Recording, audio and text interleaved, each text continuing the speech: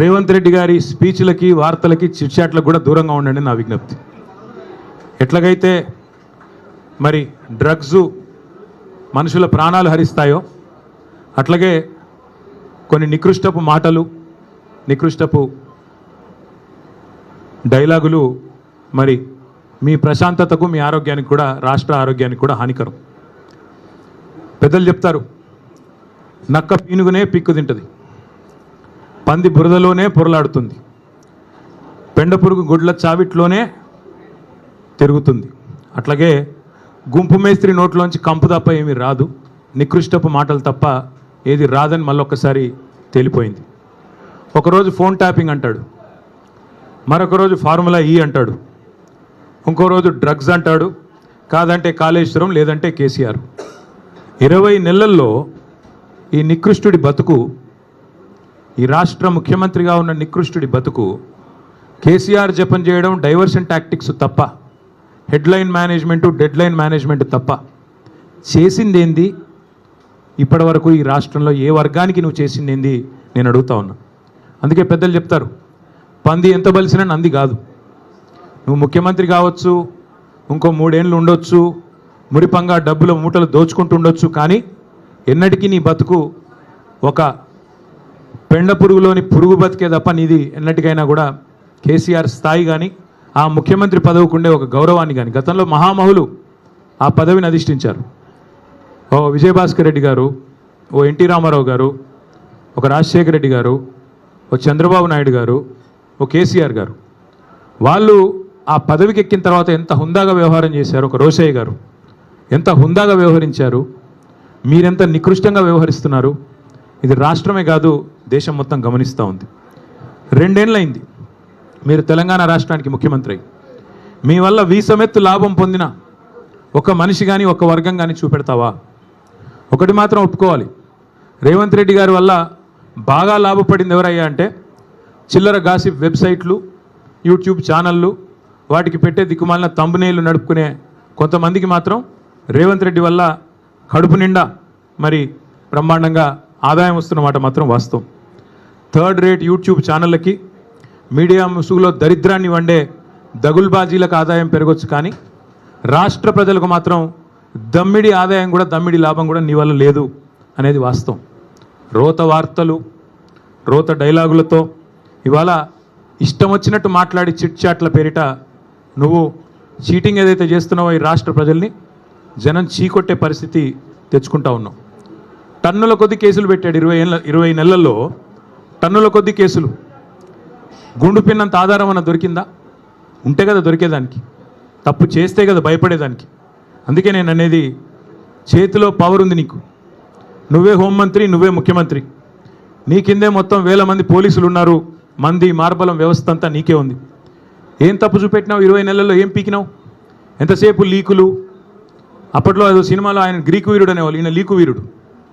లీకులు తప్ప, చిట్చాట్లు తప్ప నువ్వు పీకింది ఏంది, నువ్వు చేసింది ఏంది రాష్ట్ర ప్రజలకు కానీ, రాష్ట్రంలోని ఏ వర్గానికి నువ్వు చేసింది ఏంది నేను అడుగుతా ఉన్నా. మేమేమి తప్పు చేయలేదు కాబట్టే ఇవాళ ఇంత ధైర్యంగా, మొహమాటం లేకుండా, దమ్ముంటే లై డిటెక్టర్ పరీక్ష పెట్టు, దమ్ముంటే లై డిటెక్టర్ పరీక్ష పెట్టు అని చెప్పిన మొట్టమొదటి రాజకీయ నాయకుడిని నేను. నీకుందా దమ్ము? ఓటుకు నోటు కేసులో నేను డబ్బులు తీసుకోలేదు లేదా ఇవ్వలేదు అని చెప్పే దమ్ము నీకుందా? లై డిటెక్టర్ పరీక్షలో మగాడివైతే, పిరికి సన్నాసివి కాకపోతే వస్తావా? ఉద్రం కూర్చుందాం, రాష్ట్ర ప్రజల ముందు లైవ్ కెమెరాల ముందు కూర్చుందాం, ఎవరేందో ప్రజలను తెలవమందాం. ఇద్దరి మీద ఉంది కదా ఏసీబీ కేసు, నీ మీదో కేసు ఉంది, నా మీదో కేసు ఉంది. నువ్వు మరి రా, ముందుకు రా అని కూడా సవాల్ చేసిన రాలా. పెడితే పెట్టాడు కేసులు, ఏదో ఫార్ములా ఈ అని, కమిషన్ అని, ఇదని అదని పెట్టాడు. దొంగ కేసు పెట్టినా అది కూడా పెట్టడం సరిగా రాదు ఈయనకి. అదే సినిమాలో చెప్తారు, బ్రహ్మానందం గారు దొంగ పాత్ర వేస్తాడు, వేసిన తర్వాత అందులో ఆయన చెప్తాడు, ఆ హీరో గారు, వీడు దొంగ కానీ దొరికిపోవడం వీడి స్పెషాలిటీ అంటాడు. అట్లాగే రేవంత్ రెడ్డి స్పెషాలిటీ ఏంటంటే దొరికిపోవడం, పనికి మళ్ళీ డైలాగులు కొట్టడం, మళ్ళీ వెంటనే దొరికిపోవడం. అందుకే నేను అనేది, మీకు రేవంత్ రెడ్డి గారికి నేను చెప్తా ఉన్నా, నువ్వు సీసీ కెమెరాల్లో దొరికిపోయిన చిల్లర దొంగవి. నీ బుద్ధి ముఖ్యమంత్రి అయినాక కూడా మారలా. చిట్చాట్ల పేరిట్లో చీకటి భాగవతం ఎందుకు, చీకటి బతుకులు ఎందుకు? నేను అడుగుతా ఉన్నా, స్ట్రైట్గా మాట్లాడుకుందాం రా. నువ్వే డైలాగ్ కొడుతీవి కదా, కేసీఆర్ వస్తాడా కేటీఆర్ వస్తాడా రండి అన్నావు. నేను వచ్చిన, నువ్వు పారిపోయిన పిరికి సన్నాసివి. నీ సవాల్ స్వీకరించి నేను వస్తే మాట మీది నుండి తప్పుకుని పారిపోయిన పిరికి సన్నాసివి ఇవాళ చీకటి బాగోతాలు, చీకటి డైలాగులు, మీడియా మిత్రులతో చిట్ చాట్ల పేరిట డ్రామాలు ఎందుకు? ఇప్పుడు కూడా మళ్ళీ అడుగుతున్నా, ఎక్కడ పెడతావో పెట్టు చర్చ, వస్తాను. నువ్వు ఎక్కడంటే అక్కడ పెట్టు. అసెంబ్లీ అంటాడు, అసెంబ్లీలో మైక్ కట్ చేయకుండా చూద్దాం. నువ్వే చెప్పుకున్నావు కదా ఒక పత్రికకు పోయి ఆ చెంప ఈ చెంప వాయిస్తున్నారు అసెంబ్లీలో అని. భయం నీకు, ఎందుకంటే నీకు రచ్చ చేయడం తెలుసు తప్ప చర్చ చేయడం తెలీదు. రచ్చ చేయమంటే ఇష్టం వచ్చిన బూతులు మాట్లాడమంటే గుడ్లు బీకి గోటీలాడతా పేగులు తీసి మెడలో వేసుకుంటా అనే పనికిమాలిన డైలాగులు కొట్టమంటే పాత చింతకాయ పచ్చడి లాంటి డైలాగులు అవి వస్తాయి. ఎక్కడికి రమ్మంటావు చెప్పు? జూబ్లీహిల్స్ ప్యాలెస్కి రమ్మంటావా? నీ కొడంగల్ కోటలోకి రమ్మంటావా? నేను నీలాగా పారిపోయే పిరికి పందని కాదు.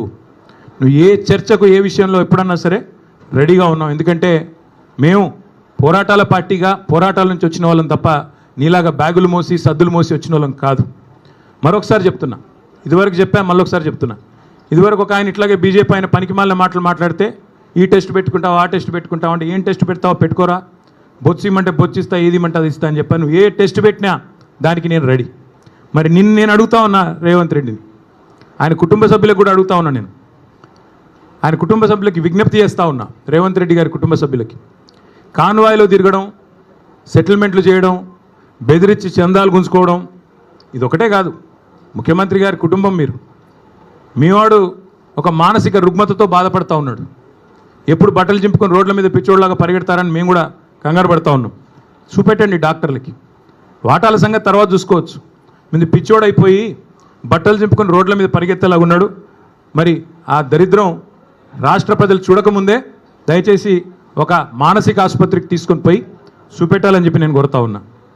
ఇంకొకటి నేను రాష్ట్ర ప్రజలకు కూడా విజ్ఞప్తి చేస్తూ ఉన్నా, ఈ మధ్యన ఒక అలవాటుగా మారిపోయింది.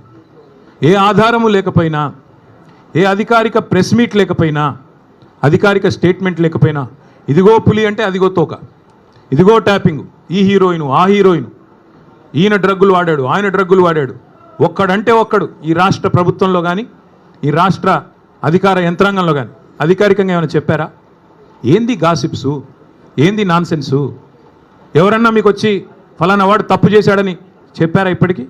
ఇది ట్యాపింగు, అది కుంభకోణం, ఇది లంబకోణం, అది డ్రగ్స్, ఇవేనా? ఇంకా 6 గ్యారెంటీలు మర్చిపోదామా? 420 దొంగ హామీలు మర్చిపోదామా? ఆడబిడ్డలకు ఇస్తానన్న 2500 మర్చిపోదామా? ముసలోళ్ళకి ఇస్తానన్న 4000 పెన్షన్లు మర్చిపోదామా? రైతులకు ఇస్తానన్న బోనస్ మర్చిపోదామా? ఇదిగో పులి అదిగో తోక అని వదంతులు పట్టుకునే రోజు మనం అందులో ఒత్తుకుంటూ కూర్చుందామా ఫోన్లో? ఈ తమ్మునేలు ఆ తమ్మునేలు, వీడు ఇట్లా అంట వాడు అట్లా అంట, ఈయన ఇంకా మనకు కావాల్సింది ఈ గాసిప్స్ అడిక్షన్ కూడా. ఈ గాసిప్స్ ఏవైతే ఈ వదంతులు ఈ రూమర్స్ ఏవైతే ఉన్నాయో వీటి అడిక్షన్ కూడా ఈ రేవంత్ రెడ్డికి పట్టుకున్నది. ఓ పిచ్చోడ్లాగా మాట్లాడుతూ ఉన్నాడు.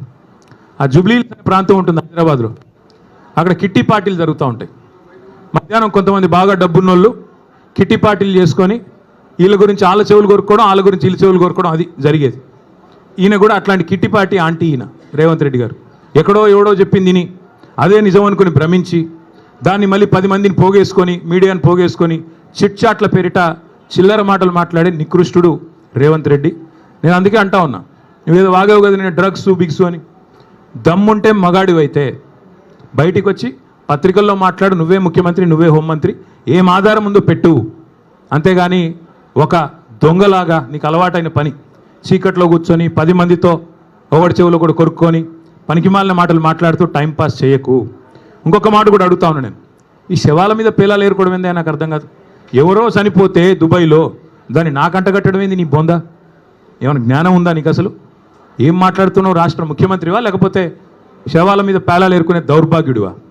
నేను అందుకే అంటా ఉన్నా, నీకు దమ్ముంటే ఆధారం బయట పెట్టు, దమ్ముంటే ఏ టెస్ట్ చేస్తావో చెయ్యి, దమ్ముంటే నీ దగ్గర ఏం ఆధారం ఉందో పెట్టు. లేదా ఈ కిట్టి పార్టీ ఆంటీలాగా ప్రతిరోజు వీళ్ళ చెవు కొరికి వాళ్ళ చెవు కొరికి హెడ్లైన్లు మేనేజ్ చేసి మీడియాను మేనేజ్ చేసి ఎక్కువ రోజులు బతకలేవు. ఇంకో మాట నేను అడుగుతా ఉన్నా, నేనేదో అంటా ఉన్నాడు, నేనంట కోర్టుకు పోయి స్టే తెచ్చుకున్నా అంట. కోర్టు ఏం చెప్పింది తెలుసా రేవంత్ రెడ్డిని? ఇట్లాగే పిచ్చిబాగుడు వాగుతుంది. నేను చెప్పేది ఈరోజు కాదు, 2021లో ఇట్లాగే సన్నాసి మాటలు మాట్లాడినాడు, డ్రగ్స్ గిగ్స్ అని. నేను కోర్టుకు పోయి పనికిమాలిన మాటలు మాట్లాడుతున్నాడు ఆధారం లేకుండా అని కోర్టుకు పోతే కోర్టు ఏం చెప్పింది తెలుసా? చెత్త మాట్లాడితే చెప్పు తీసుకొని కొడతామని చెప్పి ఇంజంక్షన్ ఆర్డర్ ఇచ్చింది. దాన్ని స్టే అంటాడు. ఈ మూర్ఖుడికి ఇంజంక్షన్ ఆర్డర్ తెలియదు, స్టే తెలియదు. చెత్త మాటలు మాట్లాడితే చెప్పు తీసుకొని కొడతా అని కోర్టు చెప్పింది, నేను కాదు. బుద్ధి జ్ఞానం ఉంటే ఆ ఇంజంక్షన్ ఆర్డర్ ఇంకా ఉంది. నువ్వు ముఖ్యమంత్రివి. ఒక థర్డ్ రేట్ చిల్లరగాడిలాగా బజార్లో పోయే చిల్లర పంచాయతీలాగా చెయ్యకు. ఇంకో మాట అంటాడు, నేనేదో లోకేష్ని కలిసినట్టు అర్ధరాత్రి పోయి. మేమేం చేసినా బాజాప్తా చేస్తాం, బేజాప్తా చేయాల్సిన కర్మ మాకు లేదు. అయినా నాకు తెలియక అడుగుతా, లోకేష్ ఏమైనా నీ లెక్క అంతర్రాష్ట్ర దొంగనా?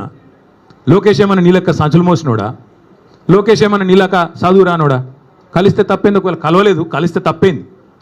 అయినా నాకు తెలియక ఇంకో మాట అడుగుతా, పక్క రాష్ట్ర మంత్రి యువకుడు, నాతో డెఫినెట్గా సత్సంబంధాలు ఉన్నాయి, ఇద్దరం కూడా ఫ్రెండ్లీగా ఉంటాము, కలవలేదు, కానీ కలిస్తే తప్పేంది? నాకు తెలియక అడుగుతా. అయినా మీ పెద్ద బాసు చంద్రబాబు కొడుకే కదా. నేను ఏదో గూండానో దావుద్ ఇబ్రాహింనో సీకట్లో కలిసినట్టు డైలాగులేంద్ర హౌలా. నేను అడిగింది ఏంది, నేను చెప్పింది ఏంది? నేను ఉన్న దొంగను కలిసిన నీలాగా, లేకపోతే నీలాగా లోఫర్ రాజకీయాలు చేస్తున్నాను ఢిల్లీలో పోయి, చీకట్లో పోయి అమిత్ షా కాళ్ళు పట్టుకొని, చీకట్లో పోయి మోడీ గారి పాదాలకు ప్రణమిల్లి చిల్లర రాజకీయం చేస్తున్నానా? పక్క రాష్ట్ర మంత్రి యువకుడు, నాకు తమ్ముళ్ళు అంటాడు, కలిస్తే కలుస్తా, కానీ నేను కలవలేదు. దానికి ఏదో పెద్ద ఈయనేదో గొప్ప విషయం కనిపెట్టినట్టు. ఆయన నాకు తెలియక అడుగుతా, పాలన గురించి తెలుసుకోవాలంటే మమ్మల్నే కలుస్తారు బీఆర్ఎస్లను, దోపిడీ గురించి తెలుసుకోవాలంటే నిన్ను కలుస్తారు. ఆయన నన్ను కలిస్తే నీకేం నొచ్చింది? ఆయన నన్ను కలిసినా నీకేం బాధ అవుతుంది? నాకు తెలియక అడుగుతా. నేనేమంటున్నా అంటే